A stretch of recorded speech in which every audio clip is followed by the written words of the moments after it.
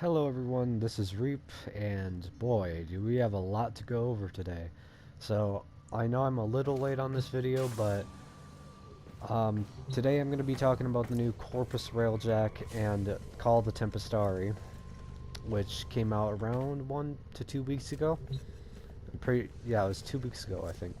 So, Call the Tempestarii has added several new weapons, a new Warframe, has completely changed Railjack as we know it. So, here I'm gonna go into the quests, and this is the Call the Tempestarii quest. So as you can see, it will reward you the Sevagoth blueprints, and Sevagoth is the new Warframe. So basically, what you do in this quest, spoilers by the way, if you haven't played it yet, just skip to the builds and footage. So what you do in this quest is you hunt for a ghost ship named the Tempestarii, and you have to figure out the history of it and reunite Sevagoth with his shadow. And it's a pretty short quest. It only takes around like 30 to 45 minutes to finish. So it's relatively short. So what the Call of the Tempestarii update has added is a new Warframe Sevagoth. I can actually show you him, because I do have him and I have a build on him. So this is Sevagoth. His abilities are Reap, which sends Sevagoth's shadow out and ravaging enemies in his path, and every enemy that is killed by it will fill his death well. Sow puts a death seed in nearby targets to drain their life force, and using Reap on what has been sown will basically blow up everything and cause a lot of scaling damage. Gloom is an ability which will ensnare and slow enemies and will also siphon life force from them, and it will drain your energy a lot though sometimes, so you're gonna have to be careful of that.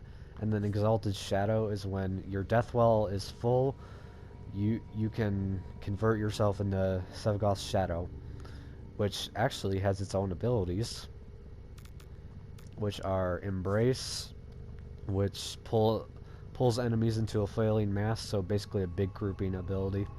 Consume is dashing through enemies and ripping out their souls, probably his least useful ability. Death's Harvest is inflict nearby enemies with a harrowing condition, so it's basically, if you combine this with Gloom, you can make enemies take double damage, basically.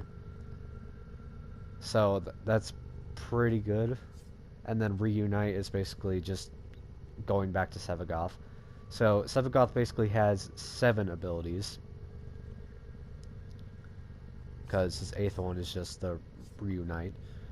So I do have a build on him, but I would not recommend taking him to Steel Path because I've already tested him there. He's a little bit too squishy. The thing is with him, his passive, you do not die right away. You go into your Sevagoth's Shadow and you have to use Consume on enemies in order to like get back into your Warframe. But Sevagoth is still pretty squishy even with the build I have on him. But he is a great Warframe, don't get me wrong. He is a great Warframe for a lot of content. He's just like, I don't think he's suited for higher levels. Anyway, this is my Sevagoth build. I have Brief Respite and Augur Secrets on here, so he can like make use of shield gating. Arcane Energize is needed pretty much on all Warframes. Aegis, just for increased shield recharges and stuff, and then Flow is just to help have more energy from the Gloom drain. Continuity is just duration. Fleeting is efficiency, so you don't get as much energy drained. Efficiency, same thing. stretch is just for longer gloom range. Vitality and intensify are there for obvious reasons, and power drift is just there for increased power strength. And then, so I have 12 forma invested into Sevagoth total, 12 on each. So Sevagoth's Shadow, he has Steel Charge on him. I'm not sure what to put in the Exo slot yet. And then Intensify, Fiber, and Vitality are there, all there for obvious reasons. Continuity is Duration, Efficiency, Ability Strength, and then Shields for like kind of what Brief Respite does. Fleeting is just Efficiency, and this is Range. Arcane Strike is here mainly for the attack speed for his Shadow Claws, and Energize is also there for an obvious reason because we don't have flow on him. And then these are his Shadow Claws. You have your own stance called Ravenous Wraith, and then we have Pressure Point, Primed Reach, Primed Fever Strike. You don't need the primed mods here, it'll do just fine without them. Sack Steel is just for crit chance, Berserker is just to attack faster, Organ Shatter is for crit CD, and then Volcanic Edge. Okay, so Fever Strike and Vicious Frost are here for just viral as the main element, and then Heat is just the extra element here. So that is Sevagoth. So there's also you get him from Void Storms on Pluto Proxima, Neptune Proxima, and Pluto and Veil Proxima Void Storms. That's where you get them from. I do think you can get them on Neptune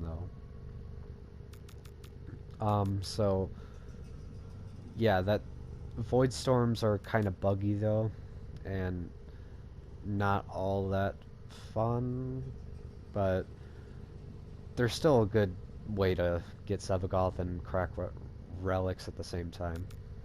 So a new weapon called the Epitaph has been added as well. I haven't really put a build on this thing because I haven't really seen a need to. But if you charge it, it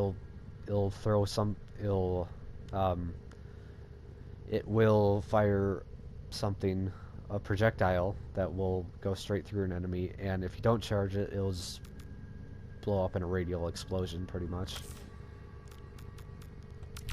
So, and then there's one other item that has been added, and that's the Carmine Penta. Actually no, there's a new Sentinel called Nautilus. You get Nautilus from Neptune ice mines. You have to search the caches they have.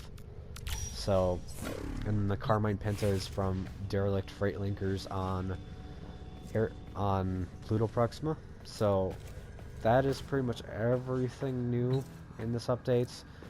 Railjack has been completely changed, and I can even show you. So Railjack has been like completely changed. The layout and everything has been completely reorganized. So once it loads, I'll show you guys. So Crew, I have fine-tuned the Confluence aggregator. Railjack looks pretty much the same, efficiency. but the command intrinsic is finally here. So as you can see, the Railjack is much smaller than before, so much more compact, and so this will help you. You don't really need to forge anymore, so forging isn't necessary due to the new plexus system they added. Anyway, I'm going to go do a mission for you guys and show you how Corpus Railjack plays out, and then I'll get you up to speed on the Railjack builds and how I usually run my missions. Anyway, thank you for watching, and hope you enjoy the rest of this video. Alright guys, so this is a mission in the Pluto Proxima of Corpus Railjack. So this is just for reference on how Corpus Railjack is played. This is an exterminate mission in Pluto. So as you can see, I was pointing to a derelict freight linker right there. And this is a void storm, by the way. So you get reactant from going in the freight linker and the capital ship. So this is where you get like, if you're on Neptune, you get this Nautilus parts from here. And if you're on Pluto, you get Carmine Penta parts from this. So I'm going to be staying in this freight linker for a bit because I like to get my reactant from here. I like to kill the enemies in here just to get my reactant before I go to the capital ship. But keep in mind that Carmine Penta parts are actually pretty hard to get. They're a low drop chance. So you're going to need to run quite a lot of these to actually get it. And void storms will spawn void sinks inside the buildings, so inside the vessels. So if you're not careful, the void sinks could kill you because they explode and they do a lot of damage sometimes. So I'm at 9 reactant right now and just got my 10th piece. And yeah, I don't know why I'm still peacemakering stuff. I just bring, and I died right there because Corpus can be a pain to deal with a lot. So make sure to always have Shatter Shield up if you bring Mesa. I just bring Mesa to like just peacemaker everything and make the mission more quick. So you hack the console to get your either your weapon part or just something else. I'm not sure what all drops from those. So then you leave the freight linker and continue on with your mission. So I'll go back to my Railjack and then so Corpus Railjack, Railjack in my opinion is a lot better than it used to be. It is so much better. And Railjack is actually kind of enjoyable to play now because it's just like, it's not skirmish all over everywhere. It's not skirmish just over and over and over again. GN point was removed, but I'm still having more fun playing these actual exterminate void storm stuff. And I do have almost max intrinsics.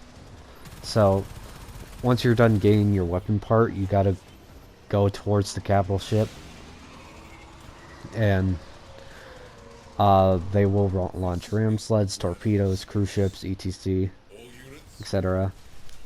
And alright, so a lot of times you're gonna have to take out, actually every time you're gonna have to take out primary targets in order to board the capital ship. So it's usually gonna be like it's gonna be cruise ships, most likely, security nodes on the actual ship itself, or other primary targets like disabling the Orax factory or stuff like that. So I just destroyed a cruise ship, and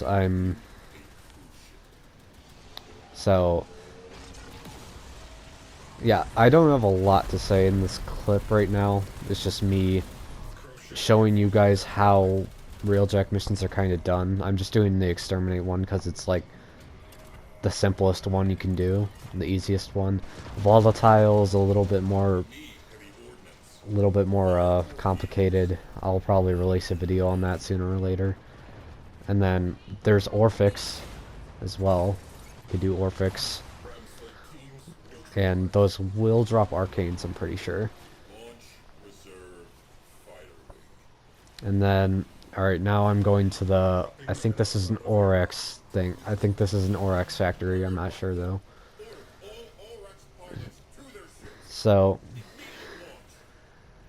at this point, when you get in here, you'll either be tasked with a small mobile defense, or hacking these terminals and destroying jamming drones in order to hack hack the signal completely.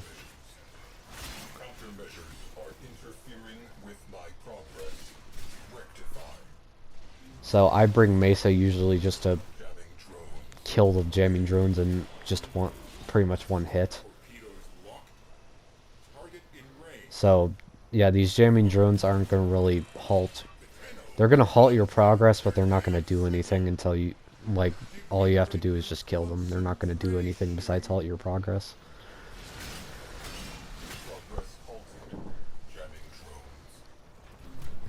So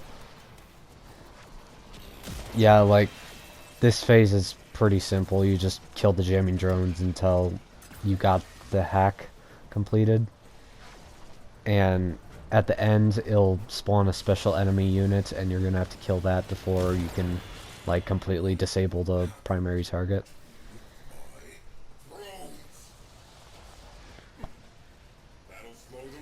Anyway, so yeah, I don't have much to say during this part because it's really just rinse and repeat. So this really isn't special. It's just stuff that takes up your time. Oh yeah, and like right there, I just got hit by a void sink. So like void sinks can be really deadly if you don't pay attention. That's what's bad about void storms, is that they can be a real pain to deal with. Alright, so now I have the hacking signal complete, and it says severe enemy interference, which is that special enemy unit that you have to kill. As with Mesa, you can just peacemaker it, and then you just hack a terminal, and the primary target will be disabled. And then I usually just use my Omni to go back to my Railjack, and then now all that's left is the Corpus capital ship. So alright. So, and then after this, I will be showing you guys my Plexus build and how to configure your Railjack for easy missions. So, alright, I'll just get onto my Railjack here, and then I really have nothing else to say. The last section is just an exterminate. So, I hope you guys enjoy the build, and let me know if this helps you, and I hope Corpus Railjack will be hopefully kind of a fun experience for all of us, even though it's gonna be short-lived. Anyway, can't wait for the next update. Sisters of Parvos. That seems like a very good update. Anyway, thank you all for watching, and I hope you guys enjoy the rest of this video. Thank you.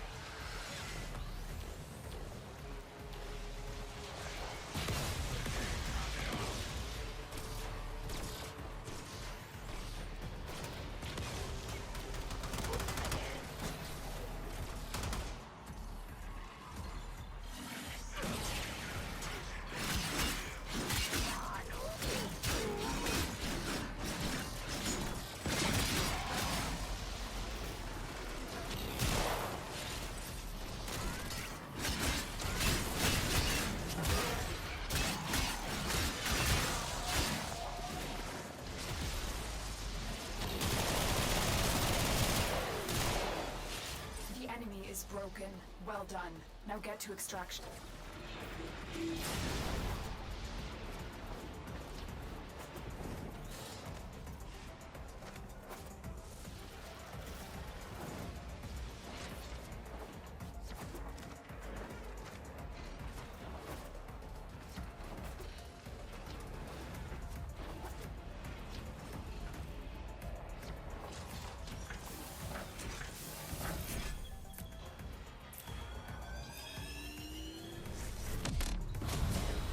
No life signs. Vessel is clear. Closing out this file.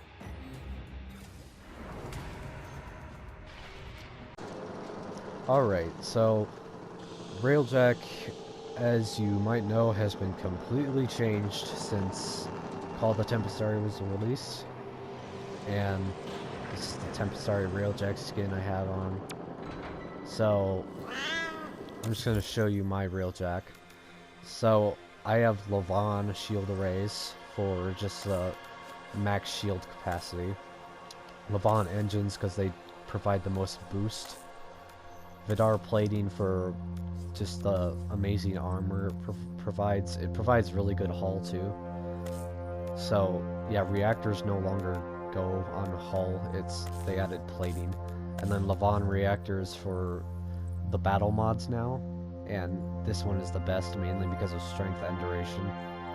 And then also like yeah. Okay, so and then the armaments. I'm planning to replace the Levon Carsonox. I just haven't got around to it yet. But the Apox and most of the guns have been extremely buffed for this update. So I recommend the Apox and maybe the Pulsars. So the Plexus is a new Railjack modding system where you can just take your Plexus on anyone's Railjack and use your mod integration. So I don't have a fully Forma built Plexus yet, but this is my build. So Ironclad Matrix is for just the more hull and armor and max shields and shield regen. Hyperstrike is for turret damage. Predator is for CC on there, and then section density is CD. Warhead, this is going to go for Tycho Seekers and just one-shotting cruise ship defenses.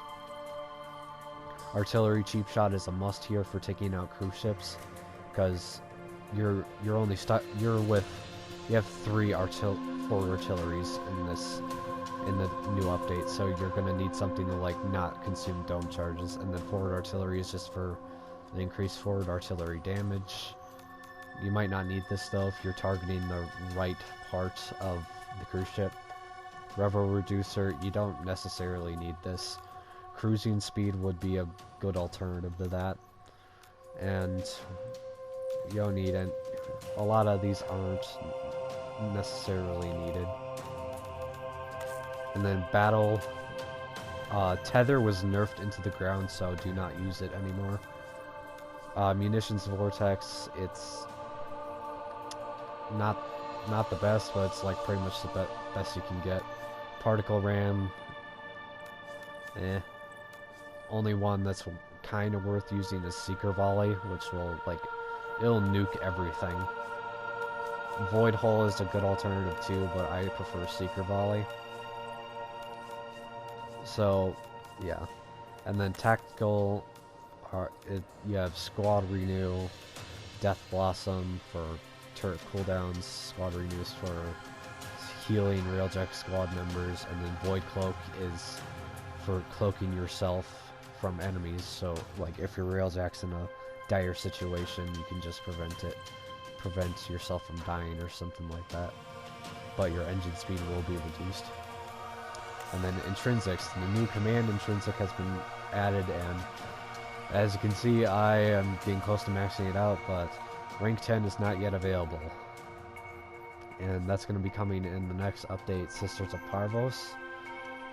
So the command intrinsic you can hire your own crew members with this. So rank 1 is your first crew member, and then componency. A lot of these are competency and crew members, so you can like increase their stats and get more crew members. and then rank 8 you can get your converted Kuvaliches as defender crew on your Railjack, but they're not really useful except for like just defending your Railjack. On call is kind of useless because you're not going to need your crew in non-Railjack missions. And then my crew members are like this. So this one is my engineer, and she has max gunnery and max repair, but like you want gunnery and repair. Piloting is useless because you're the one who's going to want to be doing the piloting. Combat, you don't really need combat if you give them good weapons, endurance. They can just revive each other and stuff like that. And then this is my defender with good repair stats, good gunnery stacks, and max combat. And then this is my gunner with I would reduce the piloting thing if I could, but I can't, and I'm not gonna let this person pilot anyway. They have max gunnery, almost max repair, and so these are sort of close to Godwill crew members. So just, I don't know, experiment with Ticker's crew members, but not all of them are going to be insane. So that is pretty much all the changes I have to show you for Railjack. So I hope you guys enjoy this update. It's been pretty okay. It's not the best because Railjack's not the funnest thing ever, but I hope this video did help you guys. So thank you for watching, and this has been Reap signing off.